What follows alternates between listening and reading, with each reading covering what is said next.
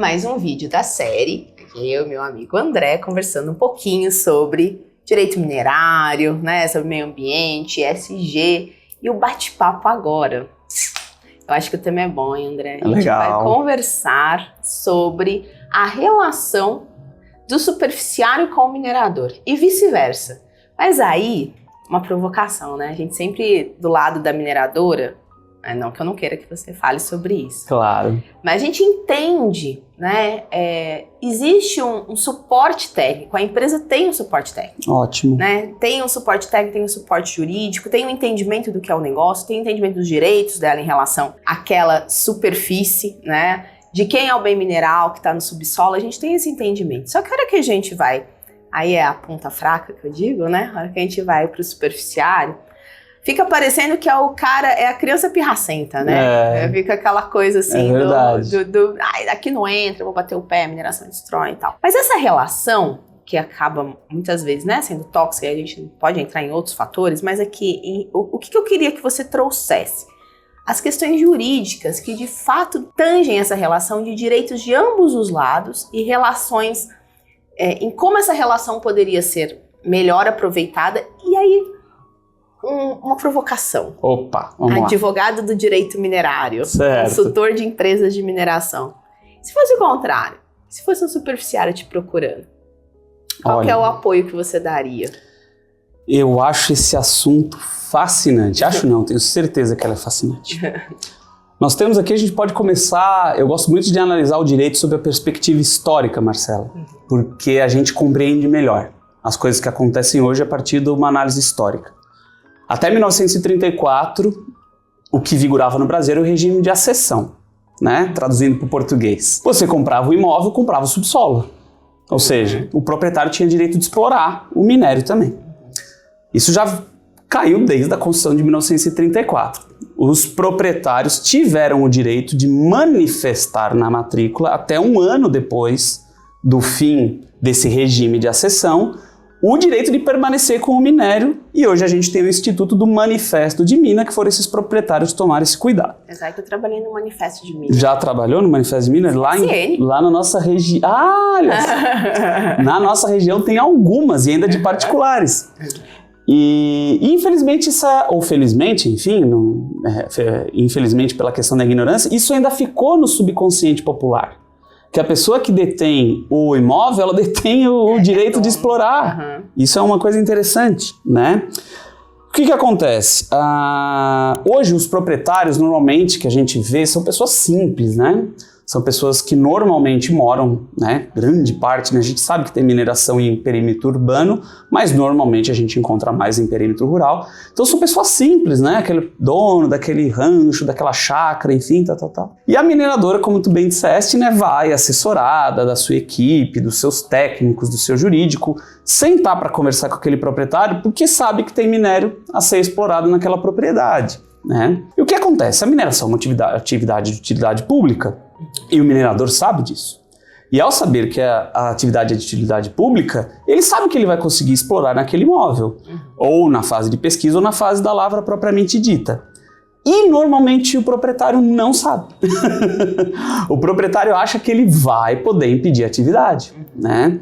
Então chega, né, a mineradora, vai lá conversar com esse determinado proprietário.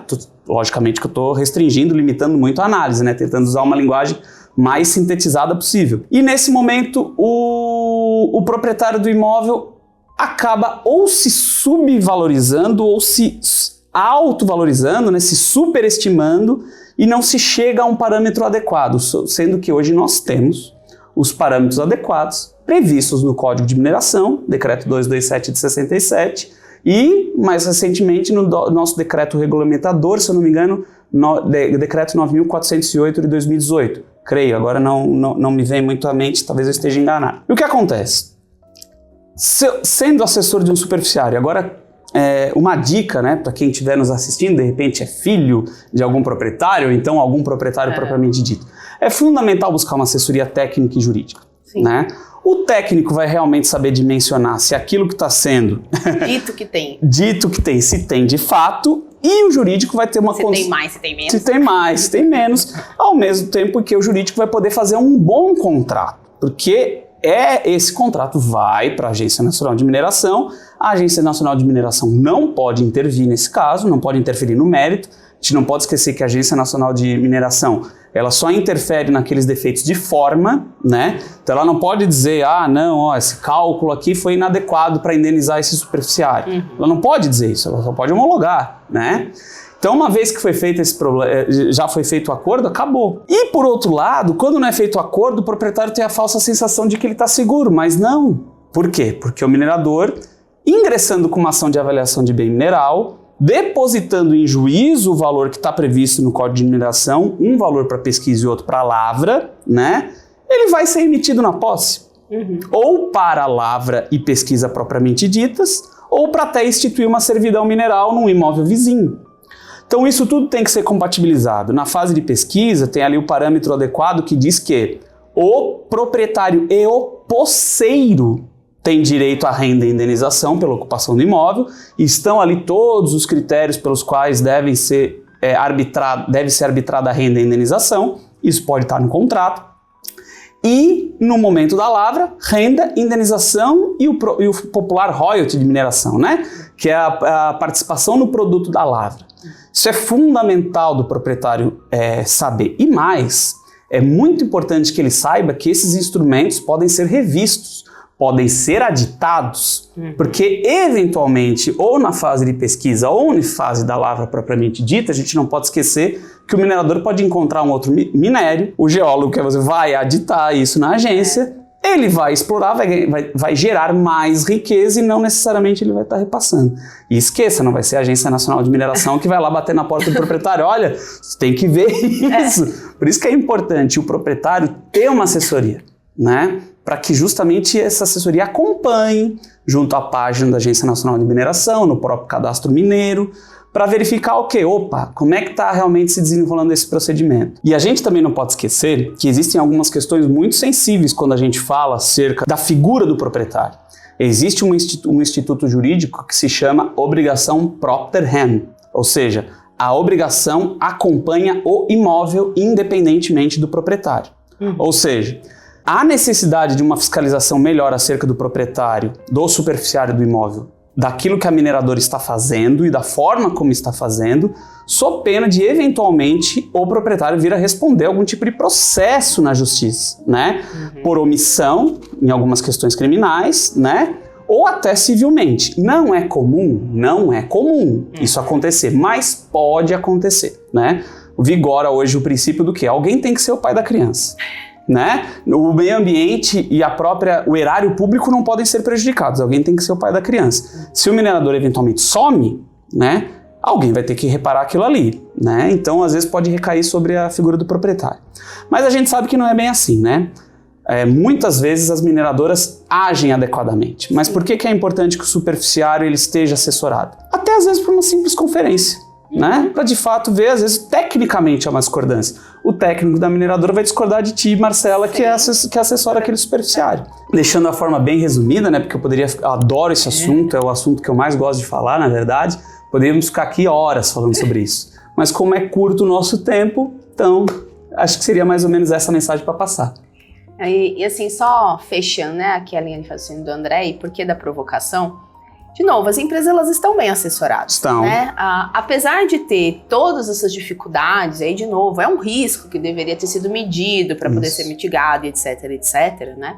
Existe um suporte jurídico, né? Suporte. Tem a empresa ela tá com assessorada. Isso. Não só a assessoria técnica e jurídica só da própria empresa, mas o próprio Estado. Isso. Né? Ele suporta esse negócio, né? E o desconhecimento do lado superficiário faz com que aquilo que você falou, eu quero muito, eu quero pouco. Eu falo que tem o pessoal que vive a febre do ouro, né? O mosquitinho pica, aí o cara fala, nossa, pronto, vou ficar milionário. É verdade. E às vezes não tem nada na terra do cara, sabe? Às vezes o pessoal da mina só precisa para fechar a cava, abrir o finzinho da cava. Não tem minério de fato. E por uma decisão todo mundo vai receber igual, mas aí o cara tá ali com a febre do ouro. Isso. Então assim, tem que tomar muito cuidado com isso, né? Até pelo pouco ou pelo muito, né? Tem que ser técnico, tem que entender o que é justo, o que tem, o que não tem, né? Como que isso vai tanger a lei. E de novo, eu falo isso muito sobre a mineração, que nós somos um setor que tem muitas leis, que tem muitas responsabilidades, tem muita coisa envolvida, apesar desse estigma que tem em cima da gente. E o negócio mineração é isso. Olha, hoje eu tenho uma mina, ela tá me dando um lucro lindo, maravilhoso. A gente acorda amanhã, notícias, pronto, ninguém mais precisa do cobre. Pronto, não tem mais mina. Não tem mais utilidade pro cobre. Né? Então, ninguém mais precisa de lítio, ninguém mais... É um risco. É claro, baixo risco, dadas as demandas, etc. Não é assim, né? Tipo, mas se acontecer é isso, e aí o cara já pagou o superficiário, o cara já pagou a empresa, o cara, entende? Então, assim, esse partilhar, e aí eu volto às questões de governança de Estado, tem que ser justo. Uhum. Não pode ser todo mundo arrepiado, né? Exato, sem dúvida. Eu acho que é esse o recado, né? Que ambos os lados têm que entender o que está envolvido, né, em relação ao negócio mineração, e esse é um tema bem delicado, eu também gosto bastante, mas por hoje é só. Deixamos um gostinho. Até a próxima.